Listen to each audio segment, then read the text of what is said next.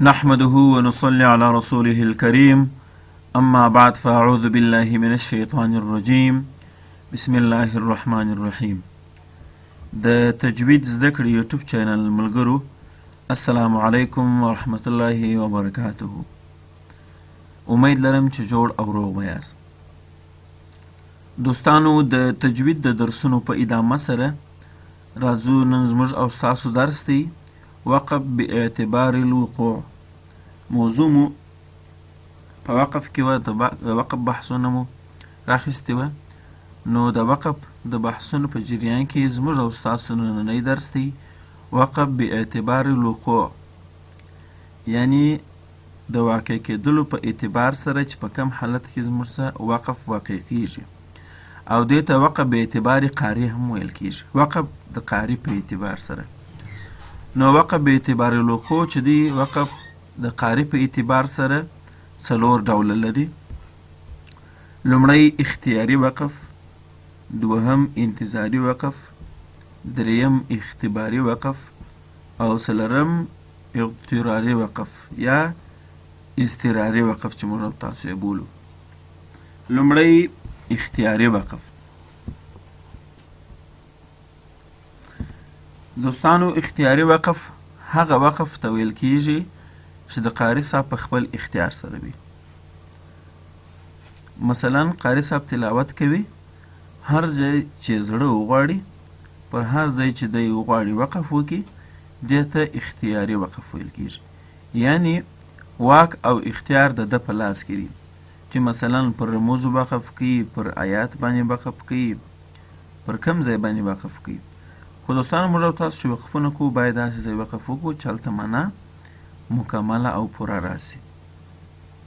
نو اختیاري وقف د قاري صاحب په خپل اختیار کې دی، پر هر ځای چې وقف کوي. دوهم دوستانو انتظاري وقف دی.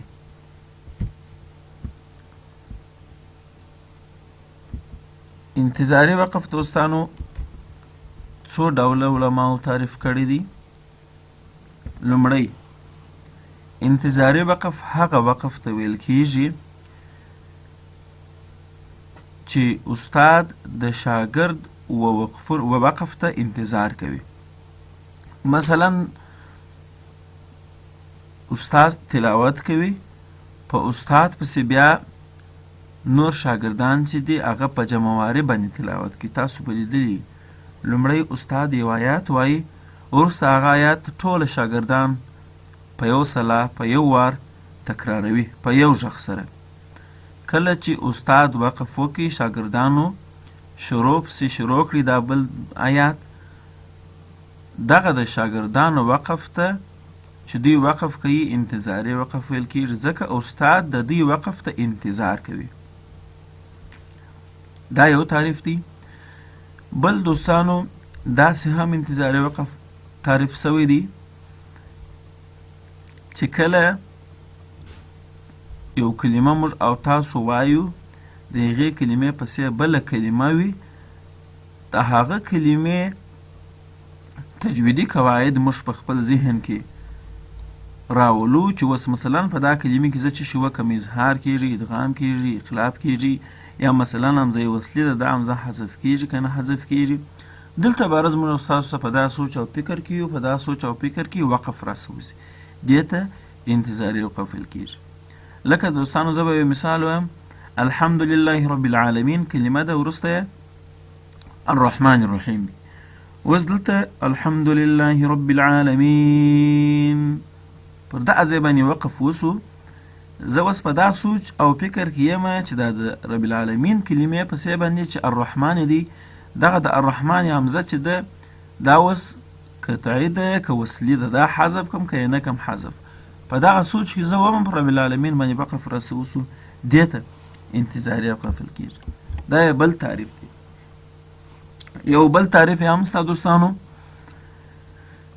بل تعریف یې داسې دی چې انتظاري وقف هغه وقف ته ویل کېږي چې استاد په دوو روایاتو باندې تلاوت کوي او شاګردان یې وقف ته انتظار باسي چې استاد یې پلا یو وار په یو قول باندې تلاوت کوي، په یو روایت سره او بل پلا په بل باندې. لکه مثلا علی الغیب بغضنین، دلته دوی بیګانې دي، علی الغیب بغضنین، دوه هم مثل توري راغلي دي، مثلین توري، دواړه متحرک دي، حرکتونه یو شان دي، دلته ادغام جائز هم کېږي دوستانو. نو استاد یې پلا داسې وایي چې علی الغیب بغضنین، او بل پلا بیا داسې وایي علی الغیب بغضنین، یعنی ادغام د دوه توري وکړي. نو انتظاري وقف هغه وقف ته ویل کېږي چې استاد تلاوت په دوو روایاتو باندې کوي، یعنی یو کلمه دوه ډوله ویل کېږي، دوه ډوله دوه رقمه تلفظ کېږي، او شاګردان یې وقف ته انتظار باسي.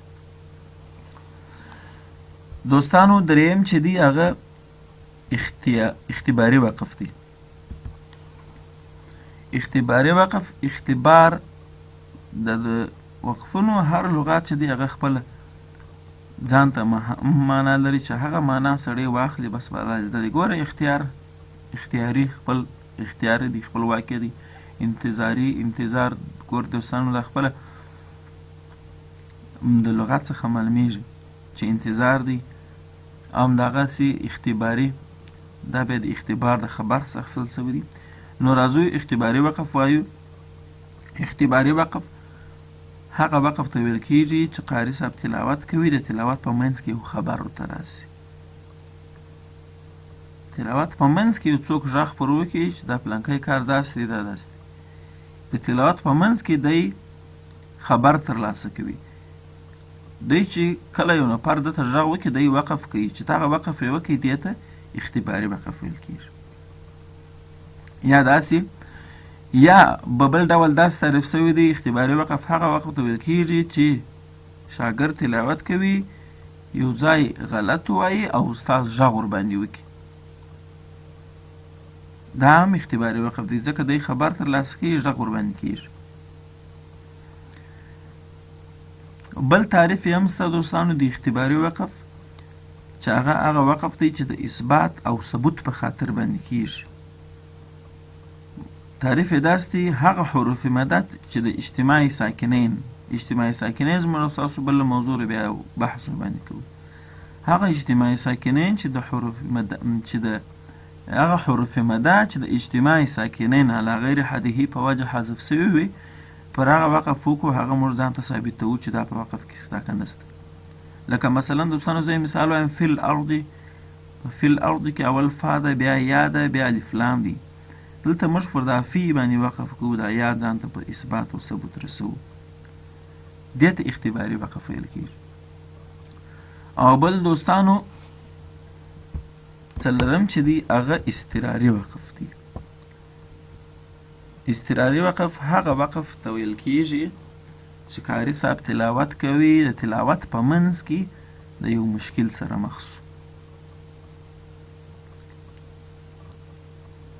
مثلا یا سا ودرېدل، یا نور مشکل ورته پیښ شو، یا ټوخی ورغلی، دې ته اضطراري وقف ویل کېږي.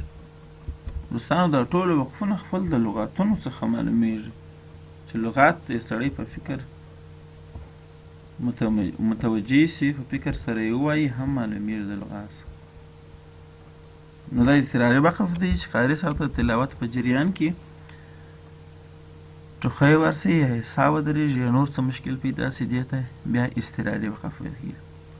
اوس نو دغه وقفونه چې موږ او تاسو وکړل، دا څلور وقفونه، دا څلور وقفونه چې هر ځای اوسي، قاري صاحب مکلف دی چې پر هره کلمه یې دا وقفونه وکړل. قاري صاحب مجبور مکلف دی چې د کلمې اخرنۍ حرفه ساکنه یي، او سا او آواز به کته کوي.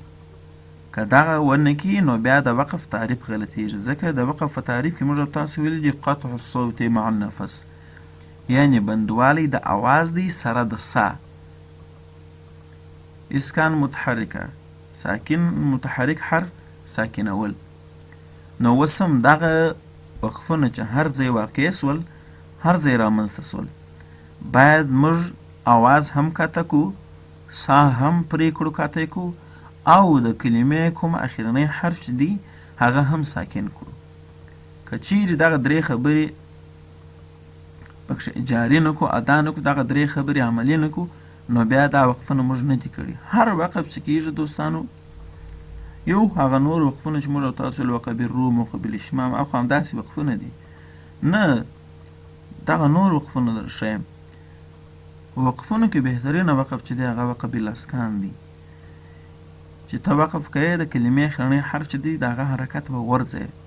اوس مثلا رب العالمین نه، دا نون زور لري، رب العالمین الرحمن بیا ویل کېږي که وصل کوې، خو چې وقف کوې ودرېږې دغه د رب العالمین نه، دا د نون زور به نه وایې، داسې به وایې رب العالمین، رب العالمین، نون به ساکنه.